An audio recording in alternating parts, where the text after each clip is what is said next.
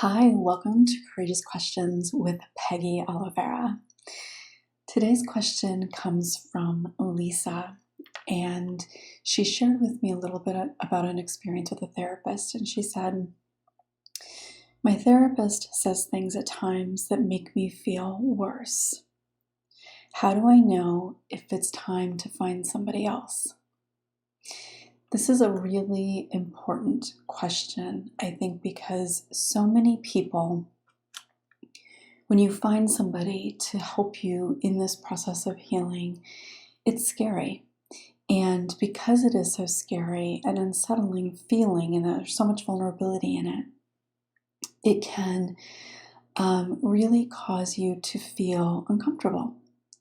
It can cause you to, and because you're feeling vulnerable, when somebody maybe asks you to clarify something, it could almost be perceived as maybe they don't believe you, or if they look at you in a way that may feel bad in some way, then it's easy to take that as they don't like me, they're judging me, those kinds of things. So it's pretty common. It's not necessarily healthy, but it is normal when you are first working with somebody to feel uncomfortable and to not necessarily just feel like, oh my God, this is the perfect person. Sometimes that might happen, but oftentimes it doesn't. And so it's hard to know, is this just part of the getting to know this person phase? Is it part of just settling in and learning to feel safe and comfortable? Is it building trust? Is it that, which is all normal, no matter who you're working with? Or is there something more? And there isn't a way for me to describe exactly what that line might be. But what I would say is that if you are feeling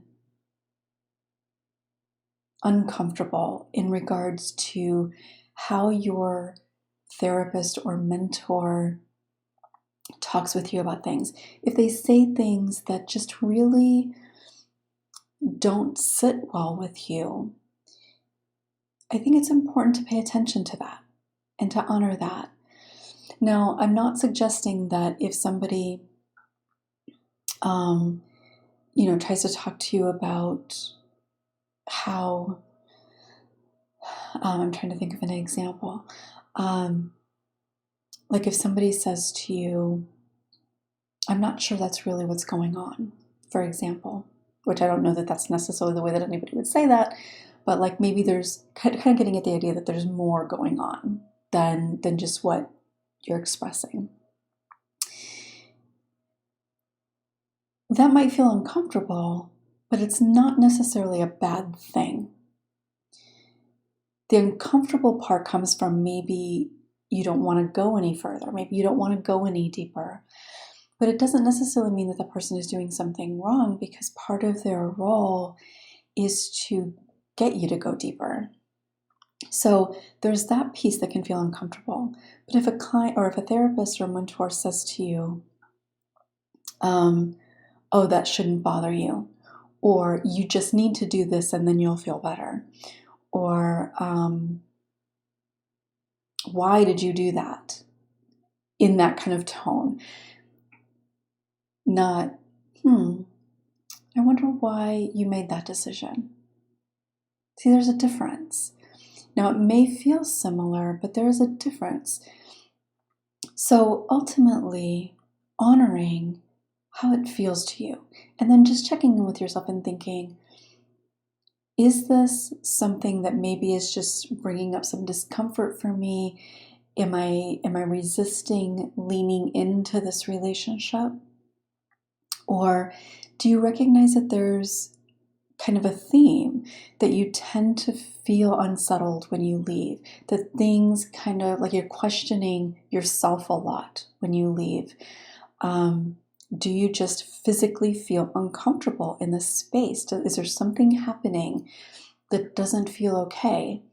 And even the actual physical space that you're in, obviously, if you're going to somebody's space, if there's something about that that just doesn't feel good to you, honor that.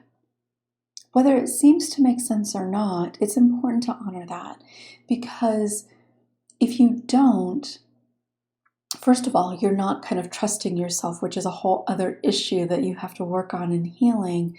But if you're not feeling comfortable in this space, then you're kind of fighting that all the time on an energetic level, if not conscious level, as you're trying to be really open and vulnerable. Well, those two things don't really go together very well. So it doesn't have to be that the therapist is a bad therapist or not a good person or doesn't care even. What matters is that it's how you feel. I have no doubt that there have probably been people that I've worked with who have come for a session or two and not come back because something maybe just didn't feel right to them. Now, is it that I did something wrong? Well, I hope not. I certainly can't say for sure that that is absolutely the case, but I hope it's not something that I did wrong. What it likely is that maybe I touched on something that they weren't really ready to deal with. Maybe my approach is not necessarily what they want. I tend to be kind of laid back. I tend to be really conversational. I do speak in sessions. There are a lot of therapists who just let you do all the talking. Nothing necessarily really wrong with that, but my approach, especially now as a mentor, it has a lot to do with educating. So I speak a lot, but maybe that isn't necessarily what somebody wants. So trusting yourself. If something doesn't feel good, honor that. There are a lot of people, including myself, who have been to at least a few different therapists before they found the person that they could really feel some resonance with, that it felt comfortable, that it felt safe. Even if you might not have felt comfortable talking about certain things, there was just something about it that felt, it's going to be okay. So allowing yourself to honor what is real and what is true for you is important. So having said all of that, there are times that therapists don't really get it. Maybe they're a pro at a particular area of expertise. Maybe they've got that down. But maybe in some other areas, they've got a lot of work to do. And this is the reason why I suggest working with somebody who really has a lot of experience in working with survivors, specifically of childhood trauma. Not just general trauma, but childhood trauma, because there's a lot of differences in how you approach the work and the things that come up. And if somebody is really experienced and understands childhood trauma, they're not going to say some of the things that a therapist who isn't might say to you. For example, a lot of people in general, and even therapists, will talk about the importance and need to forgive. Well, many people who work with childhood or survivors of childhood abuse and trauma recognize that's not helpful to tell somebody that they have to forgive. It doesn't mean that they can't or shouldn't forgive, but it's certainly not up to us to tell that person that in order to heal, they have to forgive. That's not a good thing. That's not a good thing at all. But very well-meaning people will say that because that's the idea that people have, that we can't let go until we forgive. And I don't believe that to be true at all. Another example, and I've heard this from many people, is because they don't understand the nuances of what it means to be a survivor. Like they don't understand the dynamics and the testing. And so a lot of people will diagnose a survivor with borderline personality disorder or bipolar disorder because they just look at symptoms and they don't understand the nuances. So finding somebody that really has a lot of experience and their desire is to help survivors of childhood trauma heal is really important. And I understand that you may not be able to find that in your area. And that's sad. And this is why I tend to recommend rape crisis centers, because people in rape crisis centers typically are there because they have a passion for the work. And their training, the training that they get in those rape crisis centers, is specific to working with survivors of sexual trauma, whether it was a long time ago or recently. So often they're going to be a better choice than somebody who has a general practice and private practice, or has a trauma practice. So if your therapist is saying things to you that don't sit well, honor that. But I also want to say this. There's going to be times that your therapist, even a really, really good therapist, is going to say something to you that doesn't feel good because it's triggering something. So checking in with yourself and thinking, is this a pattern? Or is this just causing me to look at something that I don't necessarily want to look at? Am I taking it personally? Is it possible it's not personal? But if you have that experience over and over again, it's something to really consider. And a really important point here is if your therapist says or does something that doesn't sit well, bring that into the session. Acknowledge that. I know it's not an easy thing to do, but it's an important thing to do. Maybe you can bring it up right then and there and say, wow, I don't know what you mean by that, or wow, that feels really judgmental, or whatever you might say. And I know that for most of you, it's not going to be an easy thing to do that. So I get that. But what you could do is, after the session, you'll find yourself reflecting on it if it didn't feel good, likely. And maybe you make a note and bring it up at your next session. Or maybe you send your therapist an email in between and ask for clarification of what they meant. Because oftentimes, what you're left feeling is a result of either miscommunication or maybe even a misunderstanding of what you were saying on the therapist's part. And so their response missed the mark. Or a kind of representation on your part of what the therapist was actually saying.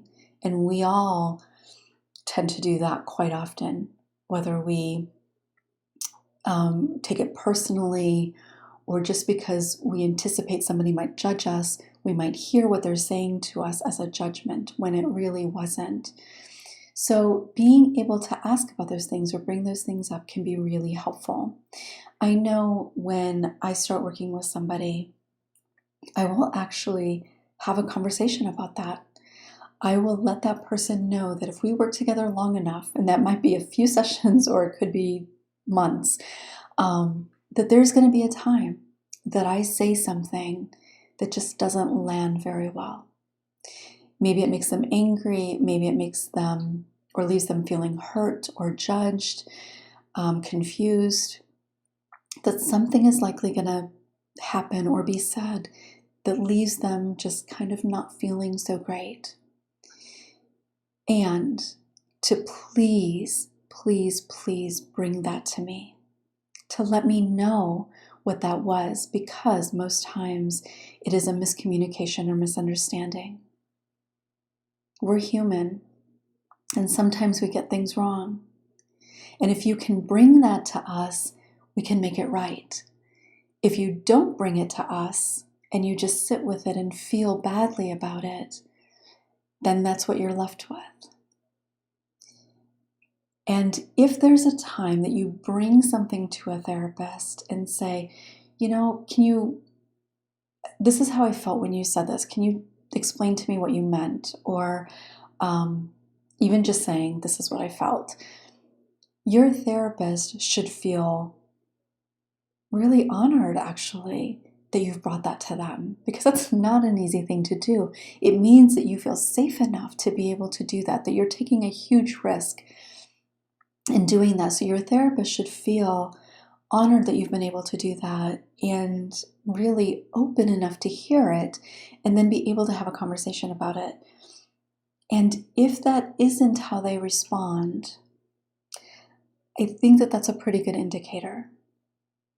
Of course, I can't speak to every single situation, but if your therapist doesn't seem open to having a conversation about that,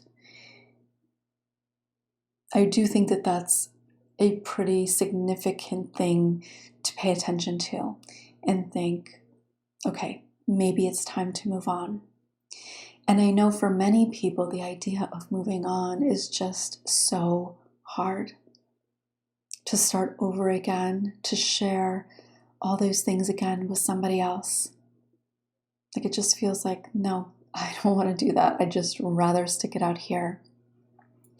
I've known people who have done that and ended up staying in a situation that not only wasn't helpful to their healing, but in many ways complicated the healing and left them feeling even worse because the dynamic reinforced some of those long-held beliefs.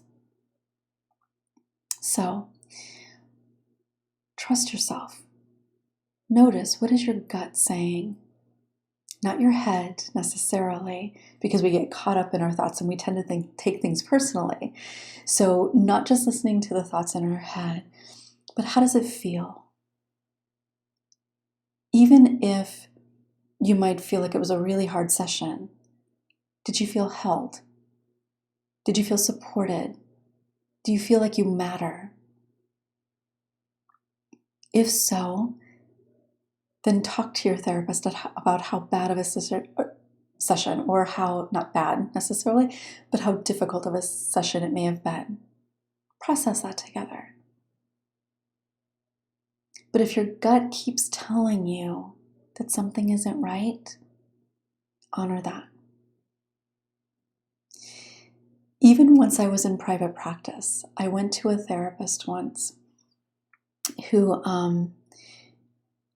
she did therapy out of her home, and I was open to that idea. I had actually thought about doing a practice in my home, but decided against that for a number of reasons. But I went, and in the session, there were just some things that didn't sit well, that just didn't feel good to me. And I remember leaving thinking, I don't want to go back to this person. But I also questioned myself, because that has been my longest ongoing struggle, is to trust myself with making decisions. And so I started questioning how I felt about it, thinking, well, maybe I need to just come a few times and practice getting comfortable. One of the things was, it was in her home, but she had clients showing up before our session was over, and that didn't feel good to me. And I thought, well, maybe I just need to be easier going with that. There were a few different things, but I kind of tried to talk myself out of how I was feeling about it. And fortunately, I was able to come back and think, okay, no, I don't care. It just doesn't feel okay to me. Not saying she did anything wrong, but it just didn't feel okay to me. So I didn't go back. Another therapist that I went to, actually it was kind of probably within a few years of that, I went to leave and to shake her hand, and she said, "Oh, I'm a hugger," and she grabbed me and hugged me. Well, you don't do that. You do not do that as a therapist. That's a huge boundary violation for somebody who's experienced childhood trauma. It's a huge boundary violation, period, actually. But you don't do that as a therapist. If your client wants a hug, you can choose to give them a hug. But as a therapist, you do not say, "I'm a hugger," and grab somebody and hug them. You may offer a hug on a case-by-case basis if you feel that that's something that would be beneficial. There's nothing wrong with hugging. I want to make that clear. But it should not be the therapist who is introducing that, specifically, especially in that way. And I went along with the hug because I don't mind hugs, but I just thought, this is not good. But I went back to her. I went back to her again anyway. That was the last time, though. I just went to her twice because I was like, what am I doing here? And that's not to say that you have to, but trusting yourself. If something doesn't feel good to you, and you know that, trust it. Honor it. I know the idea of seeing somebody new does not feel good, but you don't know, even though you might be starting over, the person that you end up starting over with might be the very person that you need. So, I hope that answers your question, and I hope that gives the rest of you some understanding of finding a therapist that you can work well with and trusting yourself. I had a client many years ago who there were so many things that were not okay about this therapist. I actually ended up filing a complaint with the licensing board because there were just so many things that were completely not okay. But she kept going back and kept doubting herself and ended up in a situation that created a lot of harm to her. Probably the first year that we were working together was trying to undo some of that damage.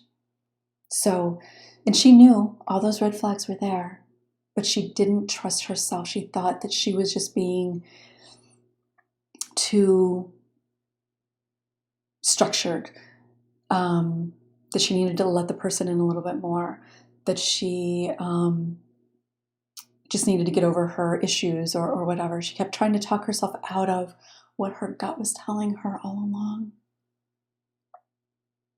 So, you deserve somebody who understands, who is willing to hear whatever feedback you have. And I'll acknowledge it's not always easy, but that's part of what we do. And your therapist should be willing to hear that. So, here's to a relationship that, even though it might feel uncomfortable and scary at times, feels like your soft space, your safe space, where when something is bothering you, whether it has to do with your relationship with that person or something totally unrelated, that you can bring that into the space, because that's part of what makes this relationship healing, is having that space of learning to trust yourself. Have a beautiful rest of your week. I will look forward to seeing you next time.